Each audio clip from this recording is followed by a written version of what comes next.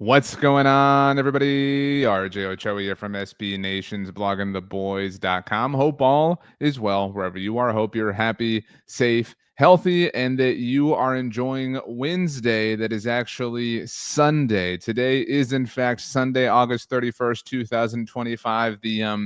I learned this was a thing today, actually. The Burr months, September, October, November, December. I never realized that they like the fall and winter, like football season basically had that all the months had that suffix. I never, maybe that's a common point of knowledge. I saw that on TikTok and I thought it was cool. But the Burr months start tomorrow. You can follow me on TikTok at rj.ochoa. I'm on X, Instagram, and Threads at rj.ochoa. Email rj.ochoa at sbnation.com. Obviously, on the subject of .com, make sure you're checking out bloggingtheboys.com for the latest and greatest in Dallas Cowboys news, discussion, and analysis, and subscribing right here to the Blogging the Boys YouTube channel. Daily videos, live shows, all sorts of fun stuff, obviously, because the Burr months are here, basically. The Dallas Cowboys will play a game on Thursday, week 1 on the road. Philadelphia Eagles is going to be a lot of fun. I'll have a post-game show immediately afterwards here on the YouTube channel. And because the Cowboys play on Thursday, that makes today, Sunday, Wednesday for them, if you look at things through the lens of a normal Sunday to Sunday week in the NFL. So Sunday marking their first practice of the week because it'll be Sunday, Monday, Tuesday, and then they'll travel on Wednesday like they would on a Saturday. I think that that's pretty obvious, but in case it's not, there you go. So we are here today to discuss something very important, and it's obviously the season starting, but it's the Cowboys getting an extension done. There's a lot to say on this front, so let's go ahead and start with it, or get to it, I should say. The Cowboys, it was announced, first reported by NFL Network on Sunday, have gotten an extension done with DaRon Bland. The specifics are in, and DaRon Bland getting a 4-year extension with the Cowboys at $92 million. I'll do that math for you from an APY standpoint. That is $23 million per year for DaRon Bland. That's new money. Obviously, it's an extension because 2025 is the final year of Bland's rookie contract. The Cowboys drafted DaRon Bland in the 5th round back in 2022. So 2022, 2023, 2024. Those are the first 3 years of a 4-year deal. This is 2025. So now you got 4 more years on top of that. So the Cowboys have DaRon Bland now for 2025. 4 more years. That's 5 total years. That's why you can look at this thing a number of different ways.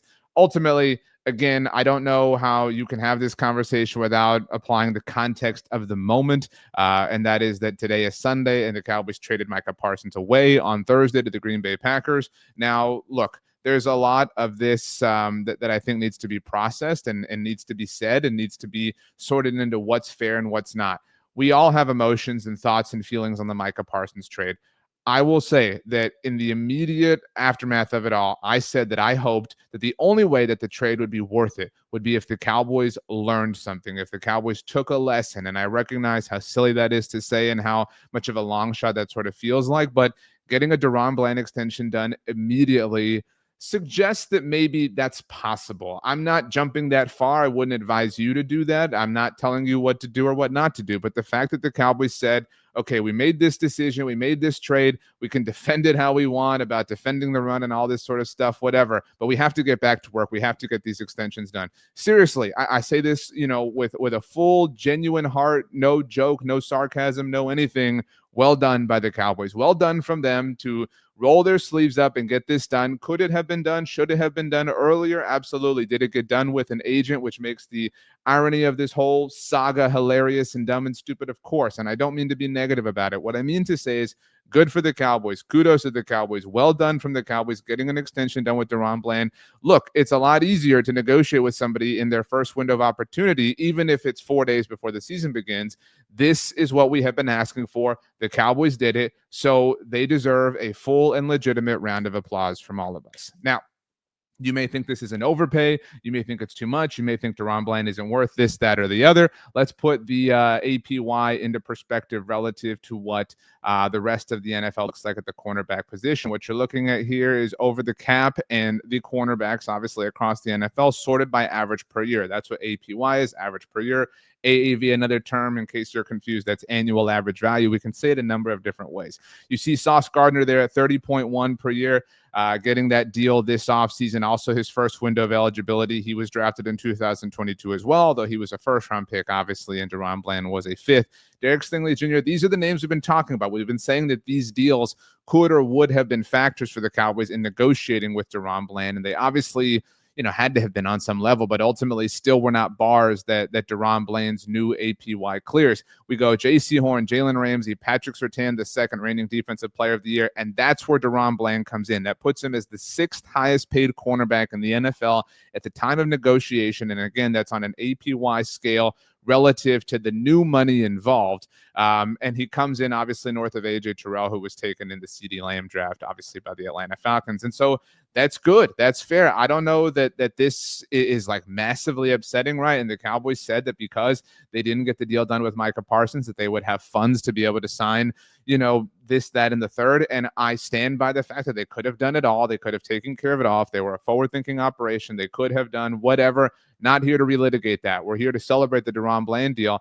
And you may be saying like, well, why was Micah asking for this? Why did Dak Prescott ask for that? Why did CeeDee Lamb, whatever, blah, blah. The Cowboys got to DaRon Bland before it got to that point of contentiousness. And you can also argue that DaRon Bland certainly doesn't have the negotiating power relative to his position and everybody who plays it that even Dak Prescott did. I know some of you will roll your eyes there, but certainly that CeeDee Lamb did and that Micah Parsons did. So again, the lesson to take away from this is that negotiating with a player as early as possible ups the likelihood that they're going to take a deal that is friendlier for your team. I'm not going to go as far as saying team friendly, but if you get to a player much earlier in the process, dare I say, if you get to a player at the earliest point in the process, then the likelihood of you getting a deal that isn't, market setting, doesn't reset everything, isn't, just totally on top of everything in every single way across all of NFL history, the likelihood of that happening for you is much larger at the beginning of the window of negotiation of opportunity than if you wait until the 11th hour. This is something that we've been saying forever. And I would not necessarily say that the Cowboys got to DaRon Bland the moment the window opened, because again, this deal took place on the final day of August, or at least it was announced on the final day of August. But in an overall sense of totality, they did get to DaRon Bland in the earliest possible window. And so again, I think they deserve their kudos here. Now, is this, a sign of things to come? I don't know. I don't want to go that far. I don't want to, freak out. I don't want to, make it seem like, oh man, Micah's traded and now everything is perfect. Everything is hunky-dory. But I will say this is a good sign. This is something good, to emerge from this. And maybe if they'd gotten the deal done with Micah, they always would have gotten the deal done with DaRon Bland. But if the Cowboys are able to get deals done even before the season starts, dare I say, with any of Tyler Smith, DaRon's obviously off this list now, Brandon Aubrey, George Pickens, they've talked a lot about, there have been a lot of reports of getting a deal done with Sam Williams. I wonder why that's necessary, obviously, because of the Micah Parsons trade. But again, you can argue that maybe, and I would not make this argument personally, but you can argue that trading Micah, getting Kenny Clark, getting 2 first-round picks makes the idea of, getting an extension done with Sam Williams that certainly won't be at the market-setting price that Micah Parsons was. You can argue, again, I wouldn't, that that's the best way to go about it, and maybe time will show that it was. Maybe the Cowboys will get a deal done with Sam Williams. Kenny Clark will be awesome for the Cowboys. The first-round picks will turn into something awesome, or they'll trade around and they'll turn them into more and more and more things. I will say that they at least have opportunities to do these kinds of things. And in the first act that they had to make, or first opportunity that they had to make, they struck. The iron is hot, and they struck and got something done. And they, again, are somewhat living up to what they said. And when they offered, hey, we didn't get this done with Micah, we traded him, whatever, we're going to focus on getting other things done and taken care of and try to, right this whole thing. So I do not in any way trust them farther than I can throw them, but I think it's fair and objectively, correct to say that so far, just relative to the last few days, they are making good on their word. I would not use that expression about the Dallas Cowboys front office in many ways, but in this respect, they have earned it. It's a good news thing, a good news day for the Cowboys. And I think, it had been such a down week and a down end of the week, and especially with the season starting, that made things kind of feel sour. So this definitely boosts morale, boosts momentum, however you want to look at that, with the season kicking off 4 days from now. I know I feel personally more excited, and so I imagine that you maybe share that sentiment to some degree. Also of note, by the way, this happened as Brian Schottenheimer was holding his press conference on Sunday, and he announced the Cowboys have 6 captains in 2025. Offensively, Dak Prescott and CeeDee Lamb. Defensively, Osa Odigizua and Donovan Wilson. And from a special teams perspective, Brandon Aubrey and CJ Goodwin. I bring this up because it's interesting, but also because you may have forgotten, or maybe you never knew, that Mike McCarthy employed a weekly captain system. The Cowboys had a different group of captains each and every single week, and sometimes it was about playing a team who was where that player was from or whatever, or had a history with, right? Like, and I think there's pros and cons to it.